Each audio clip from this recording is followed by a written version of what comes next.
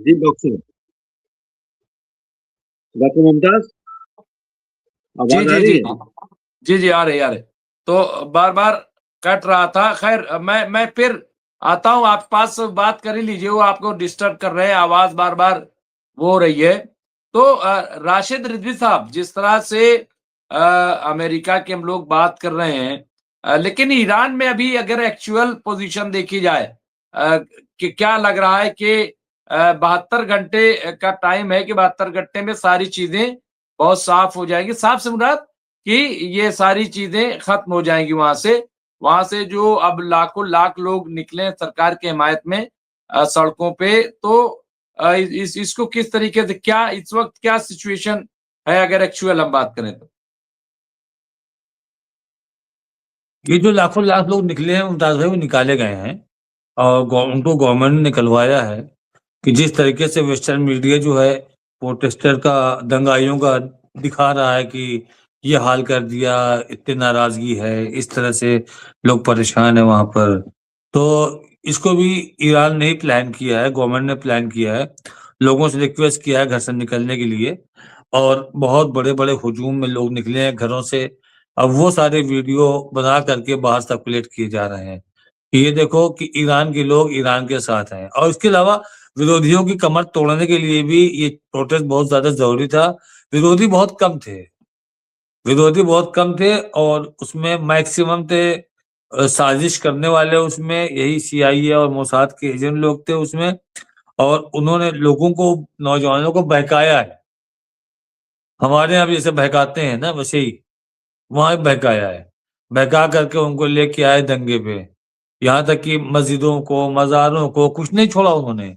Government का office है, अवाम का घर है, गाड़ी है लोगों की, वहां पर कौन से ज्यादा लोग फाइनेंशियल साउंड हैं, उनकी बेचारों में गाड़ी है, उठा के फूक दिया उनकी गाड़ी उन्होंने। तो मुमताज भाई, अमेरिका को यहाँ से कुछ हासिल नहीं होने वाला है, और अमेरिका सिर्फ इंतजार करता रहेगा। लेकिन हाँ, एक चीज होगी कि ये प्रोटेस्ट खत्म हो जाने के बाद शाह पहलवी खत्म, ये आपके रेजा पहलवी खत्म हो जाएंगे। क्योंकि जो हाल इस बार ईरान कर रहा है प्रोटेस्टर, इन दंगाइयों के साथ, उसके बाद दोबारा कोई हिम्मत नहीं करेगा। और अगर किसी भी तरीके से 15 साल तक ईरान में कोई प्रोटेस्ट अगर नहीं हुआ, तो रजा पहलवी आखिरी चश्मो चिराग हैं शाह के खानदान के, जिनका चेहरा दुनिया और ईरान के लोग जानते हैं। उसके बाद के चेहरे को नहीं पहचानते हैं, वो माइक पे आके चिल्लाता रहेगा कि हमारे दादा का राज था, हम आ रहे हैं, तो कोई उसको तरजीह भी नहीं देगा आने वाले 10-15 साल के बाद। तो मुमताज भाई, अभी हम लोग खाली ये दुआ कर सकते हैं कि हमला ना ईरान करे, ना इजराइल करे, ना अमेरिका करे। क्योंकि जब जंग शुरू होती है तो जंग बहुतों की जिंदगी लेके जाती है, बहुत बहुत खानदान उजड़ जाते हैं। तो हमको, आपको, और जो हम लोगों को सुनने वाले लोग हैं, उन सबको ये दुआ करनी चाहिए कि हम इस जंग से, ईरान भी महफूज रहे, अमेरिका भी महफूज रहे, इसराइल भी महफूज रहे। प्रोटेस्ट राइट है लोगों का, प्रोटेस्ट करे, एकदम करे, लेकिन न दंगा, न दंगे होने चाहिए, न जंग होनी चाहिए। ये मुमताज भाई। बिल्कुल, और ये सही है। और अभी नसीरुद्दीन साहब ने एक बात बहुत इंपॉर्टेंट लिखी है कि एआई वीडियो और फर्जी पुराने वीडियो का भी इसमें बहुत इस्तेमाल किया गया है। नंबर एक। नंबर दो, एक तस्वीर आपने देखी होगी कि एक लड़की है जो सिगरेट पी रही है, और वो खामनाई साहब की तस्वीर जला करके उससे सिगरेट जला रही है। तो लोगों ने बताया कि कनाडा की तस्वीर है और उसको ईरान की तस्वीर बता करके शेयर किया जा रहा है। तो कुछ पुराने वीडियोस भी, कुछ एआई जनरेटेड वीडियोस भी, तो इस तरह की चीजें भी बहुत की जा रही हैं। लेकिन ये सही है कि ईरान में ऐसा नहीं है कि साजिश नहीं की गई, जैसा कि राशिद रिजवी साहब ने और फिरोज बख्श साहब ने कहा। लेकिन अनकंट्रोल्ड मामला हो गया है। और जिस तरह से कि भाग जाएंगे, खामनाई साहब छोड़ दिया। कल खामनाई साहब निकल के आए, उन्होंने बाकायदा खिताब किया। इसके अलावा रूटीन में जिस तरह से वो लोग मिल रहे हैं, वो मिल रहे हैं। अब सैयद अब्बास इराक्ची लेबनान के 2 रोजा दौरे पे गए, जो विदेश मंत्री हैं, आज भी वो तमाम मिले। तो जिस तरह से हुकूमत काम होता है वैसे ही कर रही है। इसका मतलब साफ है, अगर अफरा तफरी होती, आज स्पीकर का बयान जो आया वो भी बहुत वादे तौर पे आया है। तो फिरोज बख्श साहब, क्या लग रहा है आपको कि तमाम कोशिशें लेकिन कामयाब होती दिखाई नहीं दे रही? ठीक है, परेशानी तो होती है, जाहिर है ईरान तो इसके लिए हाई है। जी, देखिए एक चीज तो मैंने और नोट करी है, क्योंकि ईरान को अब से नहीं, मैं तो मतलब जब से मतलब न्यूज़ के ताल्लुक से जुड़ा हुआ हूँ, नेशनल इंटरनेशनल न्यूज़ से, तो ईरान में मेरा हमेशा इंटरेस्ट रहा है, फ़लस्तीन में हमेशा इंटरेस्ट रहा है, लीबिया में इंटरेस्ट रहा है, और जो अरब वर्ल्ड है, बाकी ममालिक, उनमें भी मेरा इंटरेस्ट रहा है। तो ये जो टेलीविज़न पे हमारे अपने इंडियन चैनल्स के ऊपर भी जो तस्वीर दिखा रहे हैं ना, मैं नहीं कह रहा कि ये मौजूदा दंगों की नहीं है, उनकी भी हैं। लेकिन इन्होंने काफ़ी सारी तस्वीर जो हैं, इसमें वो तस्वीर भी शामिल कर ली हैं, जो जब ईरान में इससे पहले डिस्टर्बेंस हुआ था, वो हिजाब को लेके वो महासा अमीनी जो थी एक लड़की, उसको मतलब प्रिज़न के अंदर वो ख़त्म हो गई थी। तो उस वक़्त भी काफ़ी जो है, मेरे ख़्याल से इससे ज़्यादा टसल हुआ था ईरान के अंदर। वो चीज़ें भी दोहराई जा रही हैं, ठीक है? इसमें उनको भी शामिल करने की ये कोशिश कर रहे हैं। ख़वातीन को भी ये चाह रहे हैं कि मैदान में ले आएँ। कुछ देखिए डिस्टर्बेंस तो है, लेकिन इसको जिस तरीके से मिक्सअप किया जा रहा है एआई के ज़रिए, या फिर ये जो टीवी एक्सपर्ट्स होते हैं, तो ये दिखा यही रहे हैं कि ईरान तो बिल्कुल ही अब ख़त्म है। हर शहर में जो है दंगे हो रहे हैं। सारे ईरान में इनके जितने भी सैकड़ों शहर हैं, गाँव हैं, वहाँ तक दंगा पहुँच गया। ठीक है? ये इस तरह का प्रोपेगेंडा किया जा रहा है। मैं नहीं कह रहा दंगे नहीं हो रहा है, फ़साद नहीं हो रहा है, लेकिन इसमें इस फ़साद के अंदर आम ईरानी शामिल नहीं है। इसमें कुछ जिसको ये कहते हैं जेन ज़ी, इसमें कुछ लोग वो हैं जिनको भटका दिया गया है, जैसे अभी आप फरमा रहे थे, उनको भड़का दिया गया है, और पता नहीं, हो सकता है कुछ को दूसरा लालच दे दिया गया हो, या कुछ की अमेरिकन डॉलर से जेबें भर दी गई हों। ये सब कुछ होता है इन हालात में। अमेरिका का बस नहीं चल रहा है कि वो किस तरीके से अपना पिट्ठू जो है सुप्रीम कमांडर की जगह बिठा दे। अहमद रज़ा पहलवी जूनियर जो हैं, वो जिस तरीके से गिड़गिड़ा रहे हैं, अरे मैं रिक्वेस्ट करता हूँ ट्रम्प साहब से कि ये जो इसमें मदाखलत करें और प्रोटेस्ट और बढ़ाए जाएँ, वो एक बेवकूफ़ इंसान की तरह लग रहे हैं, ठीक है? उनके वालिद जो भी थे, उन्होंने, या उनके दादा जो थे, उन्होंने तो फिर भी ईरान को चला लिया था। ये तो अगर इस किस्म का बेवकूफ़ आदमी सामने आ जाए कि जी मेरी मदद करो, मुझे मेरे हाथ में पावर दे दो, तो ये तो ईरानी इसको छोड़ेंगे नहीं। तो ये बड़ी एक चीज़ पे मैं थोड़ा-सा मैं कुछ कहना चाहता हूँ। अभी आपने कहा कि जंग अगर होती है तो चीन, रूस वगैरह। एक बात आप फिर ₹10 कागज़ पे लिख लें, अब तो ₹50 कागज़ हो गया है, कि खुदा न ख़ास्ता अगर जंग शुरू होती है, तो ईरान ना तो चाइना की वेट करेगा, ना उम्मीद रखेगा, ना रशिया की वेट करेगा, उससे उम्मीद रखेगा, ना नॉर्थ कोरिया से, ना किसी और एंटी अमेरिकन कंट्री से। ईरान जो कुछ करेगा अपने बूते पे करेगा और अपने आप करेगा, ठीक है? क्योंकि आपने देखा डायरेक्टली कोई इन्वॉल्व नहीं होता। वेनेज़ुएला पूरे मुल्क के ऊपर कब्ज़ा कर लिया, चाइना इन्वॉल्व हो सकता था, रूस भी इन्वॉल्व हो सकता था, बयान आते रहे इनके, ठीक है? तो ये चीज़ भी ईरान ने सीख ली। ईरान ने ये चीज़ 12 दिन की जंग में सीख ली। ईरान अब जो भी कुछ करेगा अपने बूते पे करेगा, यानी करो या मरो, या तो मरेगा या करेगा, ठीक है? तो ईरान को अब इन तमाम ममालिक की ज़रूरत नहीं है। हाँ, ये ममालिक अगर इन्वॉल्व हो जाते हैं, या इनको डर लगता है कि ईरान पे इसने अटैक किया है, कल चाइना पे करेगा, परसों रशिया पे करेगा, पुतिन को उठा लेगा, शी जिनपिंग को उठा लेगा, तो वो अलग बात है, लेकिन मुझे लगता नहीं। मेरा तो ख़्याल यही है कि मामला बहुत गर्म है। ईरान के अंदर भी बहुत ज़्यादा डिस्टर्बेंस क्रिएट करने की कोशिश की गई है, डिस्टर्बेंस वहाँ है भी। लेकिन मुझे नहीं लगता कि ये जंग में तब्दील होगा, या चेंज ऑफ जो है पावर में तब्दील होगा। क्योंकि चेंज ऑफ पावर कोई गुड़िया-गुड्डे का खेल नहीं है, ठीक है ना? चेंज ऑफ पावर इतना आसान होता ना, तो वहाँ पे देखिए बांग्लादेश में कितना डिस्टर्बेंस है ना? तो ईरान कह रहा हूँ, हिंदुस्तान वहाँ कुछ कर सकता था मुदाखलत, लेकिन हिंदुस्तान नहीं कर रहा, क्योंकि हिंदुस्तान जो है बिल्कुल अहमक नहीं है इसराइल या अमेरिका की तरह। हिंदुस्तान एक बहुत सधा हुआ और सुधरा हुआ मुल्क है। तो मुझे नहीं लगता कि यहाँ कोई जंग होगी। और वही अभी आपने कही थी, राशिद साहब ने बात कही थी कि जंग जीम नून गाफ 3 मतलब ये समझिए लेटर्स का वर्ड है, लेकिन इसमें बहुत कुछ बर्बादी है, ठीक है? जानें जाती हैं, प्रॉपर्टी जाती है, इसमें एग्रीकल्चर तहस-नहस हो जाता है, कोई इतनी आसान चीज़ नहीं है। और सही बात कही गालिबन आपने मुमताज़ साहब कि अव्वल तो हम चाहते हैं जंग नहीं हो, खुदा ना खास्ता अगर हो भी गई जंग ना, तो ये जंग हर हालत में अमेरिका के अंदर जाएगी। अमेरिका आज तक कोई मेजर जंग अमेरिका ने अपने लैंड पे नहीं लड़ी है, सिवाय इसके कि एक दफा ब्रिटिशर्स वहां घुस गए थे, कुछ कॉलोनीज बना ली थी। उसके तो अमेरिका ने सारी जंगें, सारी बर्बादी जो है दूसरे ममालिक में जाके करी है। अब ये हो सकता है कि अमेरिका के लैंड पे, चाहे वो वॉशिंगटन हो, चाहे वो न्यूयॉर्क हो, चाहे वो कनेक्टिकट हो या मैसाचुसेट्स हो, कुछ भी हो, ये जंग अब वहां जा सकती है। कैसे जाएगी? ईरान ले जाएगा या कुछ और लोग शामिल हो जाएंगे? हम तो ये चाहते हैं कि लफ्ज जो जंग है, ये जंग जो है डिक्शनरी से निकाल दिया जाए, क्योंकि जंग जो है एक बहुत ही खतरनाक लफ्ज है। जी डॉक्टर मुमताज।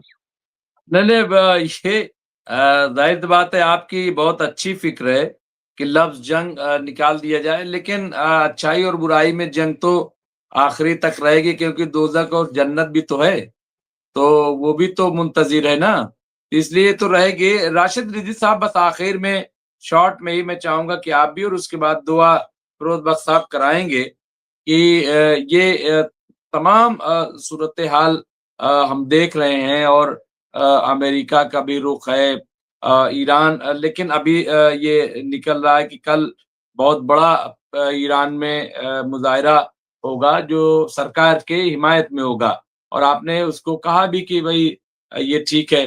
मैं फिर ये कह रहा हूँ, क्या आपको लग रहा है कि अगर वाकई अटैक शुरू हो गया तो इजराइल ने तो फिर भी डिफेंस का कुछ इंतजाम कर रखा है, लेकिन अमेरिका में तो हालात ऐसे नहीं है, वहां पे डिफेंस का इस तरह का मामला नहीं, क्योंकि कभी वहां जंग का तस्वुर भी नहीं, नंबर एक। लेकिन दूसरी बात जो मैं जानना चाहता हूँ, कहीं ऐसा तो ना हो जाए कि ईरान से पहले तख्ता पलट अमेरिका में हो जाए, क्योंकि अमेरिका में तो बहुत बड़ा प्रोटेस्ट हो रहा है, वहां बहुत बड़े पैमाने पे लोग जो है वो सड़कों पे आ रहे हैं इमिग्रेशन इशू को लेकर के, और तमाम जो जो इश्यूज हैं। और अभी एक और बड़ी खबर आई, अभी वो अटैक करने के लिए कहा है कोई जगह, मैं भूल गया, कि तो वहां पे जो चीफ थे, आर्मी चीफ, उन्होंने मना कर दिया कि, और उसमें भी तकरार चल रही था, मैं नहीं कर सकता हूं।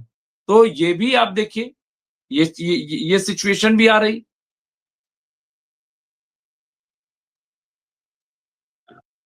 मुमताज भाई देखिए, अमेरिका पे हमला बहुत आसान नहीं है। ये सबसे पहली चीज है कि अमेरिका की दूरी। ईरान के बाद कितने मिसाइल होंगे 2000 किलोमीटर वाले? कितने होंगे? 5, 10, 15, 20, 25, 50, उससे ज्यादा 100। तो ईरान अकेले अमेरिका से टकराने लायक नहीं है। हाँ, ये है कि मिडिल ईस्ट में ईरान अमेरिका को पैर जमाने नहीं देगा, ये हम बात मान सकते हैं। लेकिन अमेरिका में चढ़ के काम जो करेगा वो करेगा आपका रशिया, रूस करेगा। और अभी कोई जंग होती है तो मैं आपको अभी से ही, जो उसका विजेता है, जो उसका हीरो बन के उभरेगा, उसका नाम रहेगा पुतिन। सुरखरू होगा ईरान भी, लेकिन पुतिन ही उसमें हीरो बन के निकलेगा अगर कोई वर्ल्ड वॉर की शक्ल में आता है, क्योंकि मिडिल ईस्ट अपने आप को दूर रखेगा उससे। रशिया के मैटर पर मिडिल ईस्ट खामोश रहेगा, यूरोप डरा हुआ रहेगा। ईरान अमेरिका के साथ कौन रहेगा? इजराइल या आपका फ्रांस, जर्मनी, ब्रिटेन। चाइना खुल के लड़ने नहीं आएगा, लेकिन हथियार और टेक्नोलॉजी रशिया को भर भर के देगा वो। टेक्नोलॉजी हथियार खूब भर भर के देगा। ईरान के लोग रशिया के साथ मिल के लड़ेंगे, उसमें ईरान सुरखरू होगा, ईरान का कद बढ़ेगा, ईरान मिडिल ईस्ट का लीडर हो जाएगा। यूरोप की छोटे छोटे कंट्री हैं, वो लोग लड़ने लायक नहीं है।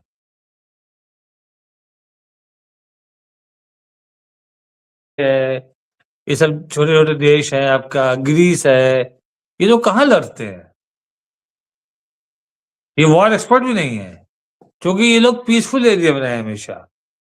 इनके लिए अमेरिका खतरा नहीं बना। अमेरिका ने जंगजू किसको बनाया? अफगानियों को। अमेरिका ने जंगजू किसको बनाया? ईरानियों को। अमेरिका ने जंगजू किसको बनाया? सीरियन को। इनके यहाँ इतनी प्रॉक्सी पैदा कर दिया कि लोग आपस में ही लड़ते रहे, यही जंगजू रहे।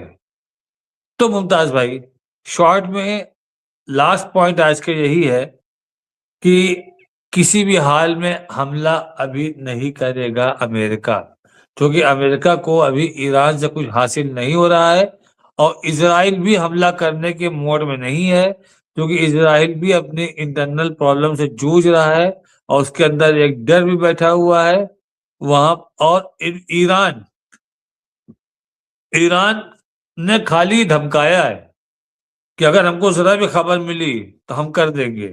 वो एक धमकी है ताकि इजराइल गलती से भी कोई गलती ना करे। इसलिए मुमताज भाई, कुछ दिन के लिए इस चीज को आप मान लीजिए, कुछ दिन के लिए आप इस चीज को मान लीजिए कि ये चीजें धीरे धीरे ईरान की जैसे ठंडी होगी, ये सारे मामले ठंडे होंगे। मैटर सिर्फ गर्म रहेगा अमेरिका का।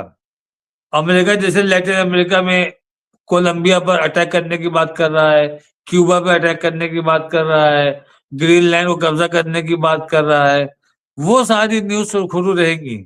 ये वाला मैटर, ईरान का फसाद कम हुआ, यहाँ की न्यूज दब जाएगी फिर। साहब, मैं आखिर में फिरोज बख्श साहब से कहूंगा कि वो दुआ पे इसको करें, और ये कि बिल्कुल जंग ना हो, ऐसा हम चाहते हैं। क्योंकि जंग अगर होगी तो वाकई हालात जो है इस बार, और इसके असरात पूरी दुनिया पे मुरतब होंगे, मुझे ऐसा लगता है फिरोज बख्श साहब, क्योंकि अब जंग होगी तो वो बहुत ही खतरनाक होगी, ऐसे आसार दिखाई दे रहे हैं। और यहाँ पे खबर आ रही, देखिए हसन रिजवी साहब लिखा, ईरान चीन रूस समुद्र में जंगी मशक कर रहे हैं। ये खबर आ रही है कि ईरान चीन और रूस समुद्र में जंगी मशक कर रहे हैं। ये लेटेस्ट खबर आई है। देखिए अभी यहाँ पे हसन रिजवी साहब ने दिया, जयदीप सिंह मुंदला साहब ने कहा है कि ईरानी हैकर्स ने 20 किंडरगार्टन से प्रसारण सिस्टम को हैक कर लिया है और वहां ईरानी गाने और सायरन बजाए हैं। ये खबर आ रही है। इसके अलावा एक और कि अमेरिका के सीनेट में 5-6 सीनेटर ने रिपब्लिकन का साथ देकर ट्रंप का प्रस्ताव गिरा दिया है जो हम लोग को लेकर था। तो ये भी आप देखिए, इस तरह की भी खबरें हैं। फिरोज बख्श साहब, दुआ जी, और जी, जी, इसके जी, साथ जी, जी, जी, बस वो दुआ ही मैं करा रहा हूँ। बस एक आध जुमला ही मैं बोलूँगा। देखिए क्या है डॉक्टर मुमताज़ रिज़वी साहब, के मौजूदा जो सूरत-ए-हाल है, जिसमें इसका एक नैरेटिव बनाया जा रहा है कि जंग होगी अमेरिका और ईरान के बीच में, और अमेरिका के साथ इसराइल लग जाएगा। फिर मैं कहूँगा, कल मैं बात कही थी, ईज़ियर सेड देन डन, ठीक है? अमेरिका का फ़ोकस इस वक़्त ईरान नहीं है। उसकी वजह, जो मतलब मैं गलत हो सकता हूँ, लेकिन जो मैं समझता हूँ वजह है, मेरे ताल्लुक से वो ये है कि अगर अमेरिका ईरान से उलझता है, तो उसका जो फ़ॉलआउट होगा, वो ये होगा कि ईरान जो है, इसराइल को नहीं बख्शने वाला। ईरान उसके अलावा मिडल ईस्ट में, वेस्ट एशिया में जितनी भी इसकी अमेरिका की अमेरिका के सेंटर बने हुए हैं, फौजी स्ट्रेटेजी सेंटर जो बने हुए हैं, उनको भी ईरान नहीं बख्शेगा। एक का तो काम कर ही दिया था कतर में। तो अमेरिका को कोई बहुत खास फायदा पहुंचने वाला नहीं है, लेकिन उसका जो चहीता है इसराइल चला जाएगा। तो अमेरिका ये सोच के अटैक करेगा कि चलो मैं ईरान को सबक सिखाता हूँ, ईरान को बर्बाद करता हूँ, मगर वो इस बात के भी मतलब बिल्कुल खिलाफ होगा कि ईरान इसराइल को खत्म कर देगा। ईरान इसराइल को नहीं छोड़ेगा, ये आप मान के चलिए। हालांकि ईरान इस तरह का जालिम मुल्क नहीं है, लेकिन अगर उसके साथ जुल्म करता है अमेरिका, इसका ये मतलब जो ये चीज वहां डाइवर्ट हो जाएगी। तो अमेरिका इस वक्त मुझे नहीं लगता, पूरा प्रोपेगेंडा बना रहा है। उधर से ईरान और चीन वगैरह भी प्रोपेगेंडा अपना, ये तो होता है वॉर टाइम के वक्त, तो होता है। वॉर के से पहले सारी चीजें होती हैं और वॉर नहीं होती, ठीक है। इंडिया पाकिस्तान के बीच में भी आपने देख लिया कितना सब प्रोपेगेंडा चलता है। तो मेरा तो ख्याल ये है कि वॉर नहीं होगी, अल्लाह करे ऐसा ही हो।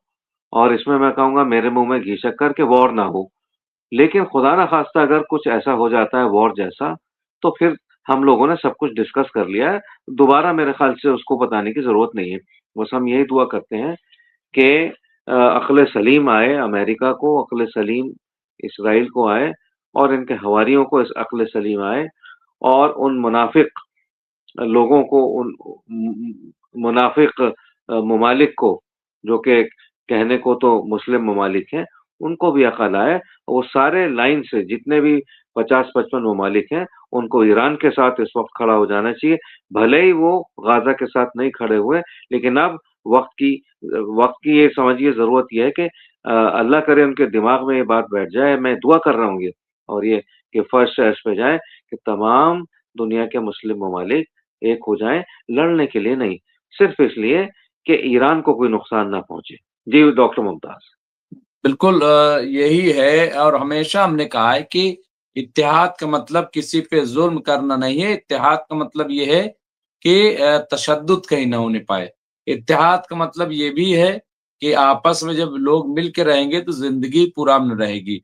इत्तेहाद का मतलब ये नहीं, अगर हम ये कह दें किसी के घर को कि भाई आप सब 4 भाई हो, सब मिल के रहो, तो इसका मतलब मिल के रहने का मतलब ये नहीं है कि 4 भाई मिल के रहो और फिर पड़ोसी के घर पे हमला कर दो।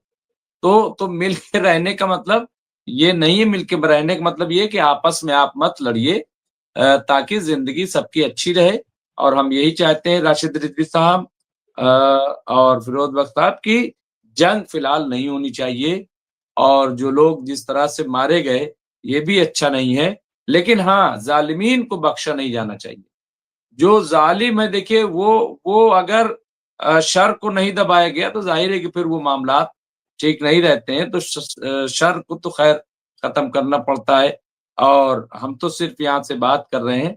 बाकी हुकूमतें हैं अपने अपने तौर पे फैसले लेती हैं, जो भी मुनासिब होगा वो फैसले लेंगे। हम एक तजिया कर सकते हैं बैठ करके, और हालात का जायजा ले सकते हैं, वही हम करते हैं। बहुत बहुत शुक्रिया राशिद रिजवी साहब आपका, बहुत बहुत शुक्रिया फिरोज बख्श साहब आपका, और तमाम जो हमारे साथी जुड़े हुए हैं, राजा सिंह राजपूत साहब हों, इसके अलावा परवीन गुलबशा साहिबा हों, या नसीरुद्दीन साहब हों, हुसैन साहब हों, इस तमाम लोग, जो जयदीप सिंह मुंदला साहब, सारे लोग जो हमसे जुड़ते हैं, कलवा अरवार साहब, वो सारे और बहुत सारे और लोग हमसे जुड़े हुए। सैम रिजवी साहब आज बहुत दिन बाद जुड़े, वो हैं। मोहम्मद अनस साहब हैं। सारे लोगों का भी मैं शुक्रिया अदा करता हूँ। अजहर साहब हैं, और बहुत सारे लोग हैं, मैं नाम नहीं ले पा रहा हूँ। सबका बहुत बहुत शुक्रिया। सेहत मेरी ठीक नहीं थी, लेकिन इसके बावजूद मैं लाइव, चूंकि बहुत इंपॉर्टेंट होता है, आज कुछ कंप्यूटर भी डिस्टर्ब करता रहा, तो बहरहाल आइंदा इसका ख्याल रखा जाएगा।